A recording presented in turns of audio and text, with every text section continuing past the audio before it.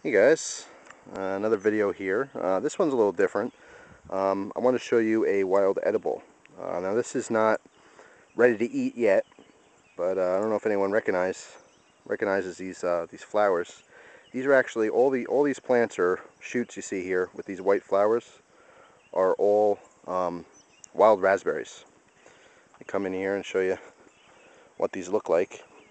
First, you get these little tiny buds like this. And then they pop open. You have these flowers, pretty distinct looking.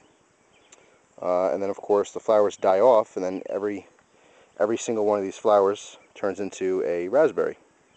Obviously, with more water, it starts to fruit. Obviously, a really nice treat. It's a wild edible that tastes good. I mean, there's a lot of wild things you can eat, plants and such, but not all of them taste good. And most people like raspberries, so it's a pretty good one to familiarize yourself with. Now, obviously there's red raspberries and there's black raspberries. I don't really know what these are. I won't know until they fruit. I'm actually at my grandfather's house right now. This is where I am. But I do know the difference between, I believe, blackberries and raspberries is that when this eventually becomes fruit and you pull off the berry itself, a raspberry will pull off and it'll be hollow. Okay, it'll almost be like the end of the stem will have like a cone shape, whereas a blackberry, the whole thing will pull off. Okay, so I'll make an updated video for this once they go through other stages and they start fruiting, and actually growing the berries themselves. But for now, I wanted to show you this in this state, so you can see the plant as it is, now. Now, what happens is you get now I don't know if it's called a rhizome or a tuber, but basically it's the root of these raspberry plants. And what happens is the first year you get these stalks, okay, and they grow the all the greenery, the leaves and stuff like that, and they actually grow up to size. And then the second year is when they flower and fruit.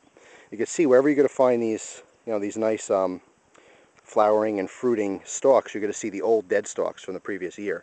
See here, obviously lots of thorns on these, so be careful. You don't want to just walk into a big patch like this. You just want to stay on the fringe if you can, and pick what you need.